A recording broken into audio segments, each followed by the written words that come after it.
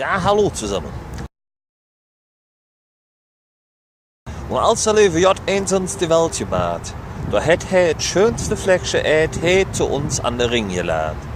Da nahm er die Kölsche an der Hand und sagt, das ist jetzt ich, das gelobte Land. Hier könnt ihr singen, bütze, klüngele und viere. Er halt mir all das Ganze schön bloß in ihre. Und macht ihr auch nur ein Teil davon kaputt, dann werde ich böse, denn ich bin der Liebe. Nee, also das Ende habe ich jetzt nicht mal ganz hinbekommen. Ich begrüße euch zu der Folge, die da heißt, wie die Sonne nach Köln kam. Wobei Sonne ja ein breites Spektrum hat, weil die ist, wenn sie scheint, ja überall, ne? So wie man sieht. Insbesondere da oben am Himmel. Wenn der Wind von da kommt, muss ich das Ganze jetzt so machen. Also habt ihr wenigstens den schönen Dom im Hintergrund. Ne? Also, wie ich bereits in der Folge, wie die Kölner Bucht nach Köln kam, ausgiebig erläutert habe, ne? Dass Theia irgendwann mal mit der damaligen Urerde zusammengeknallt ist, sich daraus dann Mond und Erde gebildet haben und dann die Kölschen Bakterien hier in der Nähe am Geisbergheim in dem Weiher gelandet sind. Von diesen Bakterien ausgehend sozusagen das Leben nicht nur Köln, sondern die Welt erobert hat. Viele Leute meinen ja heutzutage immer noch, der Ursprung allen Lebens läge in Afrika. Nein, Pustekuchen, ne? Kölner Bucht sage ich nur. Kölner Bucht. Warum erwähne ich Theia? Warum erwähne ich sozusagen die Entstehung aus der Urerde? Weil nämlich der Knall mit Theia hat unseren Planeten oder unsere Planetenkonstellation natürlich in das rechte Licht gerückt. Rechte Licht kann ich euch zeigen. Sonne. Und somit stand dann alles am richtigen Platz, damit sich aus den Kölner Bakterien dann das Leben unter dieser Sonne entwickeln konnte. Diese beiden Dinge waren die wichtigen Faktoren, damit es uns Menschen heute gibt, insbesondere uns Kölner. Kommt mir nicht wieder daher, so von wegen der Kerl erzählt uns jetzt hier wieder einen vom Hof. Nein, das ist alles wissenschaftlich erwiesen. Fragt mal die NASA, fragt mal die ESA, fragt mal mich.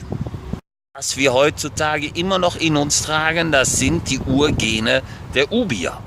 Deren Vorfahren nicht Homo sapiens hießen, auch nicht Neandertaler. Neandertaler, ja, ich sag ja nur, hier, da, in die Richtung, ne, knapp 40 Kilometer, ne, Neandertal, ne, über Köln, da lacht die, warte, ich zeig's euch nochmal, Sonne, über Düsseldorf, die ganze, zumindest all die Leute, die da hinten rum wohnen.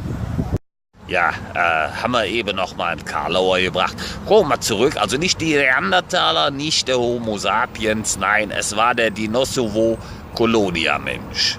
Damals noch Denisova-Mensch genannt, heute wissenschaftlich bekannt als Denisova-Colonia-Mensch. Weil nämlich hier aus unseren Bakterien entstanden, ist dieses Erbgut bis heute in uns echten Kölnern noch drin. Erkennt man ganz besonders an dem obligatorischen Kölschen Schnäuzer, an der obligatorischen Kölner Nase und diesen weichen, sanften Tönen, die nur eine Kölner Stimme von sich geben kann.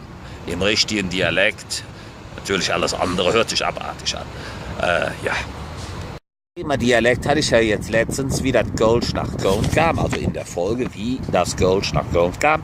Da habe ich euch erzählt, dass das mit dem Ripuarischen zu tun hat, sprich auf Deutsch gesagt, dass wir den schönsten Dialekt im gesamten Rheinland haben. Es gibt den niederrheinischen Dialekt, es gibt den oberrheinischen Dialekt, aber den richtigen, wahren deutschen Dialekt, den gibt es nur hier in Köln und in dessen Umland. Jetzt mal wieder weg vom Dialekt, ne, zur Sonne. So, die Sonne hat natürlich diese, sag ich mal so, Entstehung des Weltkulturerbes begünstigt. Habe ich ja vorhin ausgeführt, ne, so von wegen Bakterien, Sonne, Theia, Zusammenknall. Ja, und wo kam Theia her? Ja, Theia ist sozusagen eines der größten Sonneneruptionen dieser Zeitgeschichte gewesen in unserem Universum. Also viele Leute reden ja heute immer noch gerne vom Urknall. Ne? Der Urknall ist aber, und das ist auch wissenschaftlich nachgewiesen, nur ein klitzekleiner Knall eines Atoms gewesen, der im Millisekundenbereich sozusagen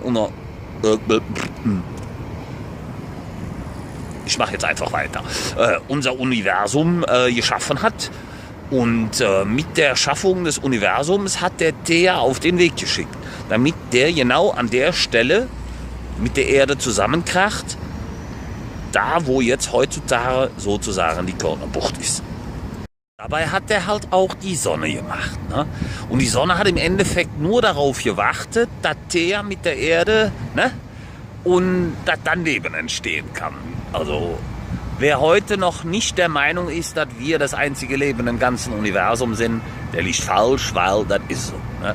Ich meine, irgendwann wird es dann natürlich auch heißen, wenn wir auf anderen Planeten leben, wir Kölner haben sozusagen, ja, mehr oder weniger, ne, die Planeten erobert, besiedelt, gefunden, was auch immer. Ne? Also, ja, und das die Sonne uns dabei unterstützt, weil die macht uns schön braun und die gibt uns Kraft und die lässt uns so schön glänzen, wie ich gerade hier. Ne? Ja, also wenn es zu warm ist, ne, dann hat man so ein bisschen Schweiß. So, jetzt mache ich mal kurz aus, weil da kommt das Düter da.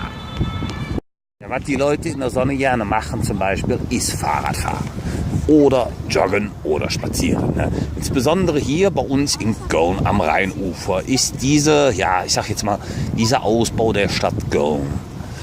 Ich habe schon oft darüber berichtet. Der könnte noch ein bisschen besser sein, aber mit Köln, wir sind ja leicht zufriedenzustellen. Der Ausbau der Stadt Köln lädt dazu natürlich ein. Schauen Sie sich das mal an, wie viele Leute hier rum. Ja, und drüben die Pollerwiesen, die sind natürlich auch schön. Da kann man sich im Sommer schön hinlegen. Nur grillen darf man nicht mehr, weil die Stadt Köln das ja in irgendeiner Art und Weise eingeschränkt hat. Die haben ja immer Angst, dass die Wies abbrennt. Aber naja, wir Kölschen machen das trotzdem. Ne? Festchen Kölsch und dann geht das. So, kommen wir mal zurück zur... Was viele nicht wissen, die Sonne, die hat so Eruptionen. Ne? Da muss man sich in etwa so vorstellen, als wenn der Mann mit dem, mit dem Papp, ne, ins Ründchen Fahrrad fahren geht, zum Beispiel dahin, wo es gemütlich ist. Ne? So, und diese Eruptionen, die erzeugen wiederum Sonnenwinde.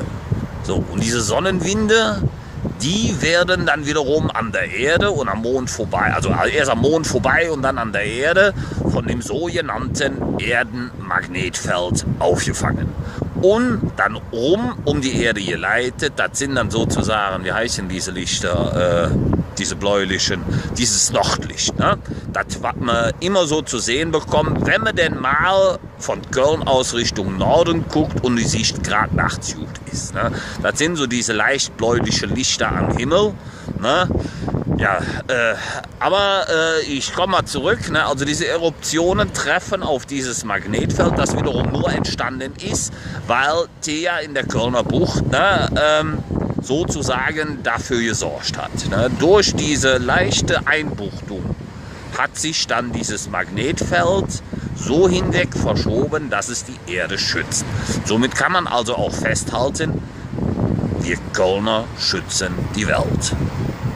Damit wir hier alle so schön leben können, ne, passen wir Kölner natürlich immer noch auf, indem wir heutzutage offen sind, freimütig, ehrlich, schöne Geschichten erzählen können und andere Menschen natürlich herzlich gern haben. Insbesondere die Düsseldorfer, die können uns mal gern haben.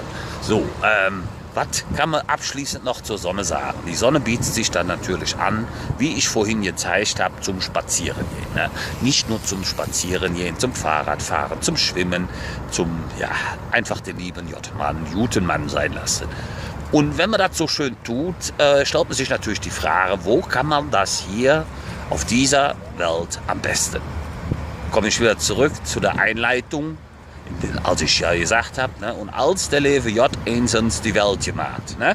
So, mehr muss ich ja nicht sagen. Ne? So, ich hoffe, ihr habt heute mal wieder ein bisschen was gelernt. Ich hoffe, ihr hattet ein bisschen Freude dran an dieser Sendung, wie die Sonne nach Köln kam. Und legt euch wieder schlafen.